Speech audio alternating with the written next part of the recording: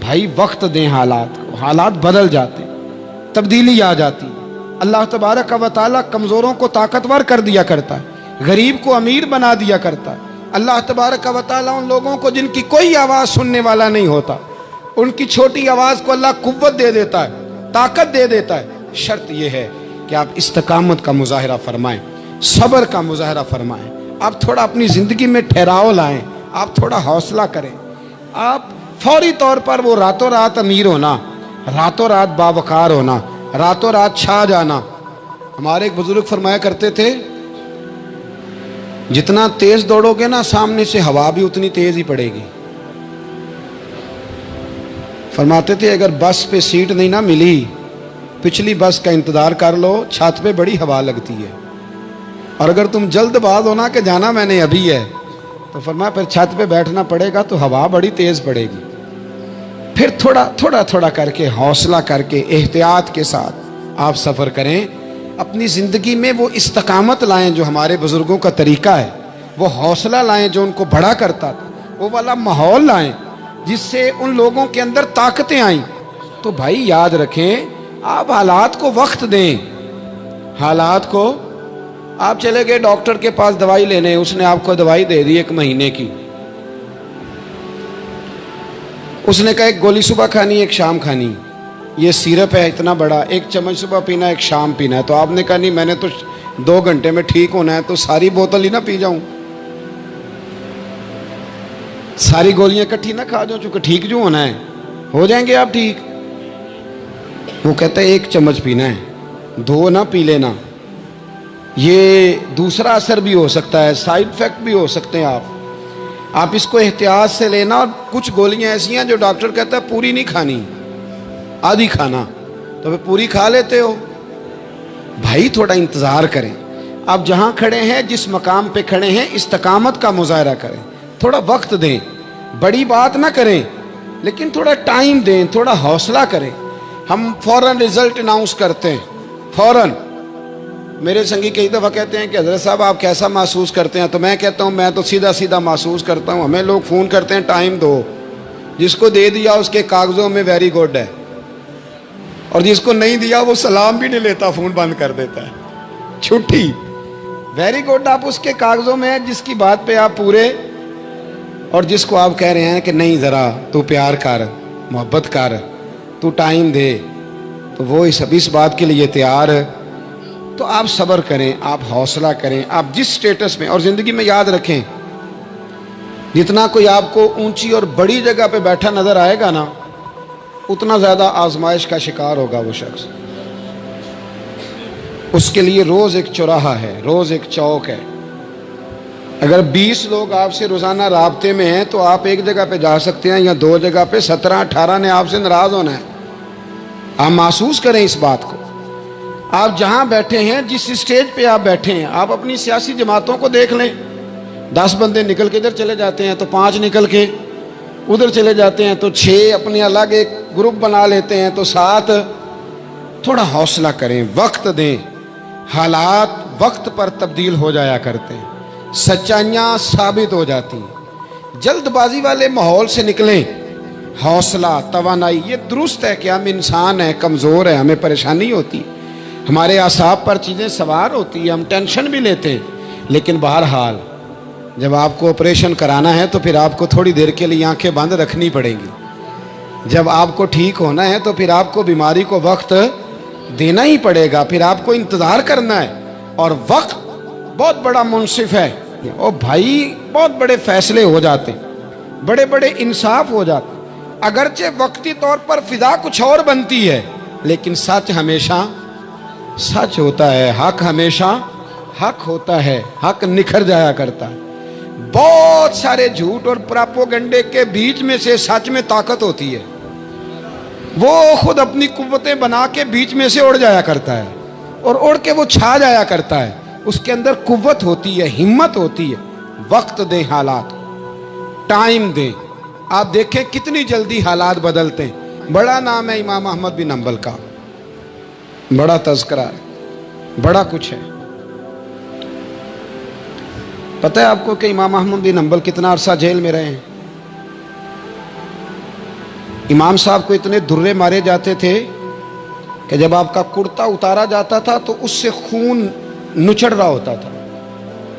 आज हम मुस्नद इमाम अहमद बिन हंबल एसी वाले कमरे में बैठ के पढ़ते हैं, और जब हम उसका हवाला दे रहे होते हैं तो हम कह रहे होते हैं, तो पता है मैं कितना बड़ा आदमी हूँ, 14 जिल्दों की किताब में से हवाला दे रहा हूँ। उस बंदे से पूछो जिसने लिखी है, उससे पूछो जिसने ये कमाल किया है। और इतना बड़ा आदमी और सच्चा और बादशाह मार रहा है। एक दिन उसने ताना भी दिया, कहने लगा अहमद बिन हंबल मुझे भी पता है आप ठीक हैं और आपको भी पता है आप ठीक हैं, जुल्म हो रहा है, ज्यादती हो रही है, पर लोग आपकी सपोर्ट क्यों नहीं कर रहे? दुनिया आपके पीछे क्यों नहीं चल रही? कोई आपके साथ क्यों नहीं आ रहा? तो इमाम अहमद बिन हंबल कहने लगे इतना ही काफी नहीं कि तू मेरे ऊपर जुल्म करके भी मुझे सच्चाई कह रहा है, ये मेरी जीत काफी नहीं। और फरमाया अगर तूने रिजल्ट देखना हुआ ना तो तेरा और मेरा रिजल्ट जनाजे वाले दिन निकलेगा। हजरत सुल्तान बाहू से किसी ने कहा था जिंदगी में बड़े मुरीद हुए, कहने लगे नहीं, रब दा तालब कोई नहीं मिलया, जो मिले आ तालब ज़रदा हो। आए हैं लोग तवीज़ धागा लेने, रब दा तालब कोई ना मिलेगा, जो मिले आ तालब ज़रदा। वो लेने आए थे तवीज़, हमने भी दे के भेज दिया, बात ख़त्म हो गई। शाह बकीउद्दीन इब्ने मखलद के उस्ताद फरमाने लगे कि बेटा तेरा ज़रफ़ बड़ा है और मेरा इल्म थोड़ा है, अगर तूने सही तरह पढ़ना है तो बगदाद इमाम अहमद बिन हंबल के पास चला जा, सही तरह पढ़, फिर वो तेरी तिश्नगी ख़त्म करेंगे, तेरी प्यास बुझा देंगे, चला जा। कहते मैं कश्ती में बैठा आने के लिए, रास्ते में तूफ़ान आ गया, कश्ती को जाना कहीं और था, चली कहीं और गई। एक जजीरे पे हम उतरे। फरमाते हैं कि वहाँ पैसे वैसे भी ख़त्म हो गए, पत्ते खा के गुजारा करना पड़ा। बगदाद की सिमत का तयन करके पता करके उस तरफ मैं चलने लगा पैदल। हमारा बच्चा माशाल्लाह से जो अब्बा जी से पूरे पैसे लेके जाता है ना पढ़ने के लिए, उसका भी पूरा प्रेशर होता है अब्बा जी के, आपको पता नहीं मैं पढ़ाई कर रहा हूँ। हालांकि बाद में पैसे सारे अपने अकाउंट में जमा कराता है, अब्बा जी को देता, लेकिन प्रेशर क्रिएट करता है कि मैं तालीम हासिल कर रहा हूँ आपके हुक्म पर, लिहाजा आप मेरा एहसान माने, माज़अल्लाह ताला। कहते मैं तयन करके बगदाद की सिमत चलने लगा, शहर बगदाद की ये निशानी। कहते मैं जा रहा हूँ उस सिमत, पत्ते भी खाने पड़े रास्ते में। 1.5 महीना लगा तो मैं बगदाद पहुँचा। अब मैंने लोगों से पूछा कि इमाम अहमद बिन हंबल का मदरसा कहाँ है? जब मैंने कहा ना इमाम अहमद बिन हंबल, तो एक ज़माने में नाम बजता था, डंका बजता था। आज जेल में जब कहा ना इमाम अहमद बिन हंबल, तो जिससे पूछा कहने लगा चुप कर जा, उनका जिक्र ना करना।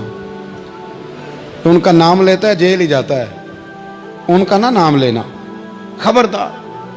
कहते मैंने कहा क्या हुआ? कहा बादशाह मुखालिफ हो गया, इमाम साहब का दारुल उलूम तो बंद हो गया, वो तो घर में कैद हैं। तवज्जो है मेरी बात पर? ये ज़ौक़ अगर स्टूडेंट का बनता है ना, तो उस्ताद पढ़ाने वाला ना भी ना हो तो वो उस्ताद के सीने से इल्म खींच लिया करता है, खींच लिया करता है। ख्वाजा फ़कीर मोहम्मद चुराई रहमतुल्लाह अलैह के एक मुरीद थे, तो हज़रत ने उन्हें बड़ा कुछ नवाजा। तो कुछ लोग कहने लगे हज़रत जी इसी को सारा कुछ दे दिया है। फरमाने लगे बेलिया इदियां अदावां ही बड़ियां सन, ये तो मैनू रिड़क के मक्खन कट के लै गया है, इदियां अदावां ही बड़ियां सन। कुछ लोग होते हैं ना प्यारे, उन्हें तरीका होता है, दुआ ले लेते हैं, और कुछ कहते रहते हैं हज़रत जी दुआ करना, और दुआ लेने वाला काम कोई नहीं करते, कहते रहते हैं दुआ करना। कहते मैं, लोगों ने कहा कि वो मदरसा बंद है, आप कहाँ जाएंगे? तो मैंने कहा मैं कहीं भी जाऊँ, कोई ज़रिया हजरत तक पहुँचने का कोई ज़रिया नहीं। उनके घर को बादशाह ने सब जेल बना दिया, सिपाही दरवाजे पे खड़े।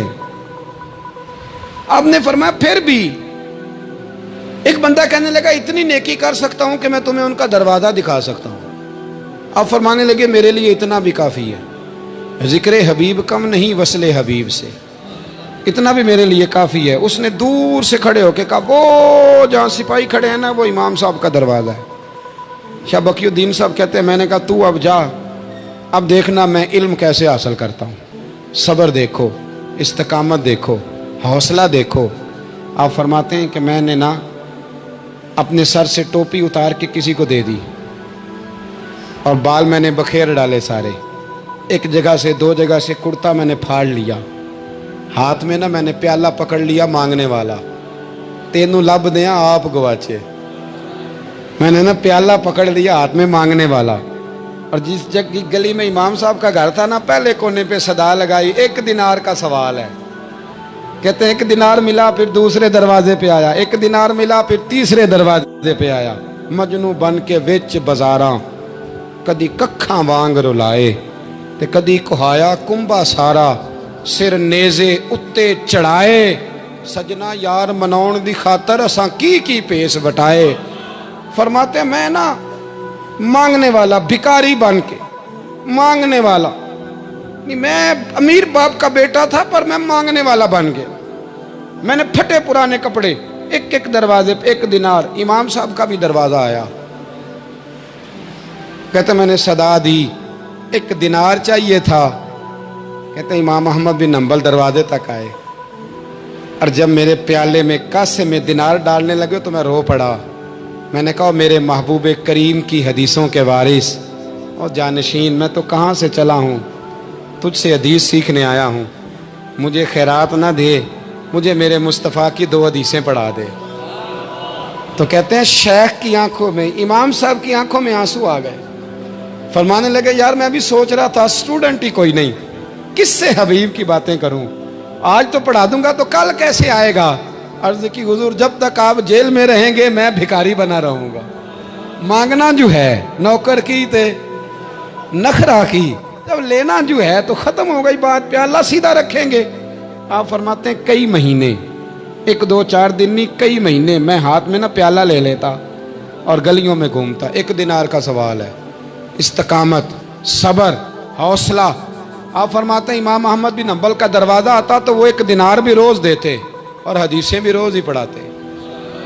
آپ فرماتے ہیں کہ پھر وقت بدل گیا، پھر حالات تبدیل ہو گئے، بادشاہ چلا گیا اور نیا آ گیا۔ فرماتے ہیں وہ امام صاحب کا عقیدت مند تھا، اس نے مدرسہ بڑا بنا کے دیا، اس نے مسند بچھا کے دی۔ پہلے دن جب امام صاحب مسند حدیث پر جبہ پہن کر، امامہ باندھ کر، خوشبو لگا کر ممبر پر بیٹھے حدیثیں بیان کرنے، فرماتے ہیں جب میں آیا نا سامنے تو میں انہیں دیکھ کے رو پڑا، وہ مجھے دیکھ کے رو پڑے۔ فرماتے ہیں انہوں نے کہا رستہ چھوڑ دو، اسے آگے آنے دو۔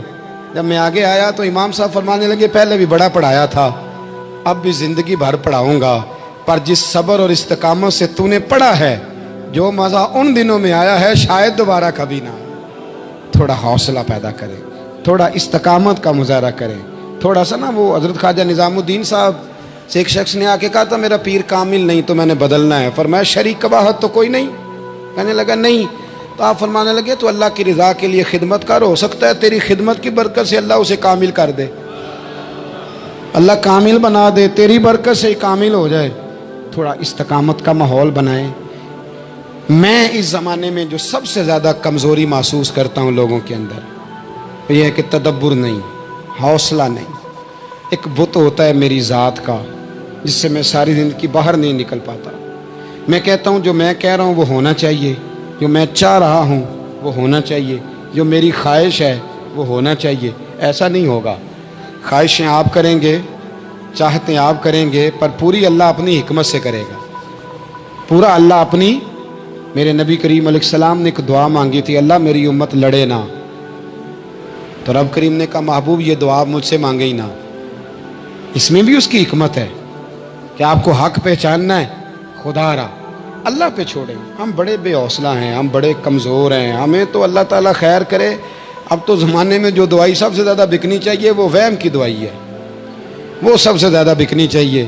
ہر چوتھا آدمی اس وہم کا شکار ہے کہ جانے کیا ہو جائے گا، کچھ بھی نہیں ہوگا، وہی ہوگا جو منظور ہے۔ آپ کو تو ماشاءاللہ یاد ہے، وہی ہوگا جو منظور ہے۔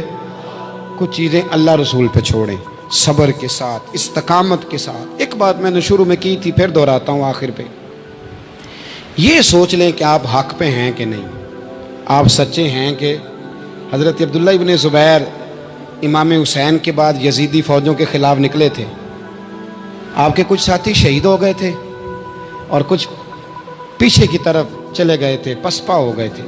حضرت عبداللہ ابن زبیر اکیلے رہ گئے تھے. اس وقت آپ کی والدہ حضرت اسماء بنت ابی بکر صدیق 90 سال عمر تھی اور آنکھوں سے نابینا تھی. فرماتے ہیں میں اپنی اماں سے مشورہ کرنے آیا. میں نے کہا اماں میرے کچھ ساتھی پیچھے چلے گئے, کچھ شہید ہو گئے, میں جہاد میں اکیلا رہ گیا ہوں, حکم کیا ہے؟ تو اماں کہنے لگی عبداللہ پہلے یہ بتا تو حق پہ ہے کہ نہیں. میں نے کہا اماں ہوں تو میں حق پہ, پر مجھے تیری بڑی فکر ہے, تیری 90 سال عمر ہے, یہ تو میرے جو مقابلے والے ہیں یہ تو بڑے سخت گیر لوگ ہیں, میری لاش کے ٹکڑے ٹکڑے کر دیں گے, تو برداشت کر لے گی؟ تو حضرت اسماء نے پتہ کیا دلیرانہ جواب دیا تھا کہ بیٹا بکرے کو تکلیف صرف ذبح ہوتے وقت ہوتی ہے, جب اس کی کھال اتارتے ہیں پھر اسے کوئی تکلیف نہیں ہوتی, جب اس کے ٹکڑے ٹکڑے کرتے ہیں اسے کوئی تکلیف. تو کہا بیٹا حوصلے کے ساتھ رہنا, صبر کے ساتھ رہنا, اگر تو حق پہ ہے پہلے یہ دیکھ لے اگر آپ حق پہ ہیں, اگر نہیں تو توبہ کر کے حق پہ آئیں, اور اگر آپ حق پہ ہیں تو پھر آپ یہ ذہن بنا لیں کہ حالات بدلیں گے اور جو آپ کا نظریہ ہے وہ غالب آ کے رہے گا. اگر آپ حق پہ ہیں تو پھر اللہ آپ کو توفیق دے گا, لیکن زندگی میں ان چیزوں سے بچیں. امام اعظم کے خلاف سازش رچی گئی. امام صاحب رحمۃ اللہ تعالیٰ علیہ کے پاس ایک بی بی دوڑی, حضور مسئلہ پوچھنا, آپ عورتوں سے ملا نہیں کرتے تھے, میں نے سوال کرنا ہے جی, جلدی جلدی سے اندر آ گئی. عورت جیسے ہی اندر داخل ہوئی باہر شور ہو گیا, امام صاحب کے پاس عورت ہے, اس نے بھی شور کر دیا کہ معاذ اللہ ثم معاذ اللہ, 10 درازی کیا امام اعظم نے. لوگ امام صاحب سے کہنے لگے اب پراپوگنڈا ہو گیا, سارے شہر میں بات پھیل گئی, حضور آپ جواب دیں, آپ بھی کو بات کریں. فرمانے لگے کیا جواب دوں, بی بی اکیلا تھا, میں اندر آئی ہے, باہر شور ہوا ہے, عورت کہہ رہی ہے میں اکیلا تھا, میں جواب دوں بھی تو میری گواہی کون دے گا, میرے ساتھ کھڑا کون ہوگا, اس وقت کون ہے اٹھ کے کہے گا کہ نہیں نہیں ایسی بات کوئی نہیں, یہ تو ماحول تو اور رخ اختیار کر گیا. تو حضور اب کیا کرنا ہے؟ تو آپ فرمانے لگے کرنا کیا ہے, میں کوئی لاوارث ہوں, رب رسول کا ماننے والا ہوں, میں فیصلہ اپنے اللہ پہ چھوڑتا ہوں. وہ بھی تو عدالت ہے نا. مصیبت یہ ہے کہ میں اور آپ سارے فیصلے خود کرنا چاہتے ہیں, حالانکہ خود کچھ فیصلے چھوڑ دینے چاہیے, وہی ہو تو بہتر ہے. فرمایا اللہ رسول پہ چھوڑتا ہوں, ختم ہو گئی بات. اب میں دلیل دوں گا بھی تو میری سنے گا کون؟ اس طرح کے ماحول میں کئی دفعہ آپ دلیل دیتے بھی ہیں تو کوئی سننے کو تیار, وقت فیصلے کرتا ہے, کون سنے گا؟ فرمایا بس ٹھیک ہے. لے گئے پکڑ کے کوتوال کے پاس, تھانے میں بند کر دیا. اب اتنا بڑا امام ہے, تھانے میں بند ہے, عورت بھی باہر بٹھا دی گئی. امام صاحب نے اس سے کوئی ڈسکس نہیں کی. جب اندر تشریف لے گئے, سپاہی 2-3 کھڑے تھے. امام صاحب او ہو, رب کریم کے بندوں کا وہی طریقہ. امام صاحب نے وضو کے لیے پانی مانگا اور پھر امام اعظم نے نفلوں کی نیت باندھی اور 2 رکعتیں پڑھ کے کہنے لگے مالک عزتیں بھی تیرے پاس ہیں, ذلتیں بھی تیرے پاس ہیں, تو جس حال میں ابو حنیفہ کو رکھے گا مجھے شکوہ کوئی نہیں, میں تیری رضا پہ راضی ہوں, جیسے تو چاہے میں راضی ہوں تیری رضا پہ. امام صاحب دعا مانگ رہے تھے تو آنسو ہاتھوں پہ گر رہے تھے. آنا کبھی مصلی بھی آباد کریں, آنا کبھی, دنیا کو تو دکھڑے بڑے سنا لیے, آنا 2 رکعتیں پڑھ کے روئیں رب کی بارگاہ میں, محبوب کا وسیلہ پیش کریں, آنا اسے بھی تو منائیں. امام صاحب کے آنسو گرنے لگے. سپاہی بھی پریشان تھے, وہ بی بی نہ خود ہی اٹھی اور امام صاحب کے قریب گئی, کہنے لگی پہلے مجھے دنیا والے کہتے تھے, اب میں سمجھ گئی ہوں آپ تو رب کریم کے نیک بندے, اب نہ روئیں, سویرے جانا ہے نا قاضی کی عدالت میں, تو میں سویرے گواہی دوں گی کہ میں نے جھوٹا الزام لگایا تھا, آپ ناراض نہ ہوں. امام صاحب فرمانے لگے اس سے نہیں بات بنے گی, اگر تو نے کچھ کرنا ہے تو جو میں کہتا ہوں وہ کر. امام اعظم تھے نا, جو میں کہتا ہوں وہ کر.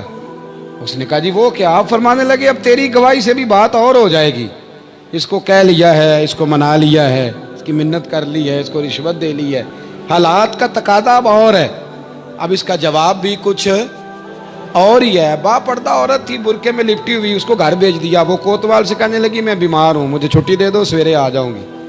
مدعی مقدمہ تو میں ہوں, اب مدعی کو تھوڑی کوئی باندھ کے رکھے گا. خاتون گھر چلی گئی. صبح قاضی کی عدالت میں مقدمہ لگا, امام صاحب رحمتullah علیہ کٹہرے میں کھڑے ہیں. یار بڑا مشکل ہوتا ہے معزز آدمی کا کٹہرے میں کھڑا ہونا, لیکن مخلوق تو فنکار ہے اس درجہ کے پل بھر میں یہ سنگے در کعبہ سے بھی اسنام تراشے. تم کون ہو کیا چیز ہے داغے کبابی, لوگوں نے تو مریم پہ بھی الزام تراشے. یہ نہیں نا باز آتے لوگ, پھر مرضی ہے نا ہونا, کٹہرے میں کھڑا ہونا پڑ ہی جاتا ہے. کٹہرے میں کھڑے ہیں امام اعظم. تو قاضی پوچھتا ہے آپ کی بڑی قدر ہے, بڑی اہمیت ہے, تو آپ اس عورت کے بارے میں کیا کہتے ہیں؟ تو امام صاحب فرمانے لگے یہ جو کہہ رہی ہے اس سے پوچھ لیں. تو خود خاتون کہنے لگی میرا امام صاحب سے تعلق ہے. آپ فرمانے لگے ٹھیک کہتی ہے. ساری بھری عدالت سب لوگ حیران, حضرت تعلق ہے؟ فرمایا ہاں. کس طرح؟ فرمانے لگے میری بیوی ہے, زوجہ میری اہلیہ ہے. جناب کس طرح؟ فرمایا محلے کی بیویاں بلا لو, اس کے ابا کو بلا لو, چہرہ دکھا لو. وہ سارے لوگ جمع ہو گئے, چہرہ کھول کے دیکھا تو امام صاحب کی زوجہ تھی. امام صاحب نے اس خاتون کو کہہ کے بھیجا تھا کہ یہی برقع میری بیوی کو دے کے سویرے بھیج دینا, یہی والا برقع جو تو نے پہنا ہے, اب گھر جا اور میری اہلیہ کو یہ برقع دے کے بھیج دینا. وہ برقع دے کے اس نے بھیج دیا. جب امام صاحب رحمتullah علیہ کی اہلیہ ثابت ہو گئی کہ یہ تو امام صاحب کی اہلیہ ہیں جو کھڑی ہیں, اب وہ جو سازش رچنے والے تھے وہ دائیں بائیں دیکھ رہے تھے. تو امام صاحب نے ایک بات کی جو بڑی شاندار ہے. فرمایا تدبیریں تم نے بھی کی تھی, پر جو تدبیر میرا رب فرماتا ہے نا, جو تدبیر میرا, فرمایا یہ ابو حنیفہ کی تدبیر نہیں, یہ تدبیر میرے اللہ کی ہے جو اس نے مجھے عطا فرمائی, مجھے سجھائی. اب قاضی صاحب نے حکم دیا کہ جتنے لوگوں نے الزام لگایا وہ سارے معافی مانگے, وہ آئیں جس نے بات کی. بھائی وقت کو دیکھیں, فیصلے اللہ کے حوالے کریں. ہم لوگوں نے جھگڑے کر کر کے, دلائل دے دے کے, بحث کر کر کے معاملات کو اتنا الجھا لیا ہے. آپ یقین کریں ایک ایک خاندان کی 15 میٹنگیں اور پنچایتیں ہو جاتی ہیں, پر رزلٹ صفر ہے. وہ جی وہ فلاں چودھری صاحب اس کے ساتھ مل گئے تھے, فلاں آدمی ادھر چلا گیا تھا. آپ تھوڑا وقت دیں, صبر کریں, استقامت کا مظاہرہ کریں. آپ دیکھیں حالات کس کروٹ بیٹھتے ہیں. کئی دفعہ صلح کی پیشکش کی جناب ابو سفیان کو, لیکن وہ مانتے نہیں تھے. حضرت عباس فرماتے میں نے کئی دفعہ انہیں کہا, حدیبیہ میں بھی میں نے کہا, انہوں نے سخت شرائط کے ساتھ صلح کی, لیکن جب حضور لشکر لے کے گئے نا میدان میں, توجہ ہے میری بات پر, 10,000 کا لشکر گیا تو پھر ابو سفیان خود اٹھ کے حضرت عباس کے گھر گئے. کہنے لگے میں نے تو آج آپ کے بھتیجے کی شان دیکھی ہے. تو حضرت عباس کہنے لگے ابھی بھی وہیں کھڑے ہو, یہ بھتیجے کی شان نہیں, یہ اللہ کے محبوب کی شان ہے, یہ رسول کائنات کی شان ہے صلی اللہ علیہ. تو کہا اب میں صلح کرنا چاہتا ہوں, اب میری صلح کرا دو. وہاں بھی حضور نے یہ نہیں فرمایا جب ہم کہتے تھے تو کیوں نہیں آتا تھا, جب ہم معاہدات کرنا چاہتے تھے تو کیوں نہیں آتا تھا. میرے محبوب نے عزت دے دی, فرمایا تیرے ساتھ بھی صلح ہے, تجھے بھی معافی ہے, اور جو تیرے گھر میں داخل ہو جائے گا اسے بھی معافی ہے. ختم ہو گئی بات.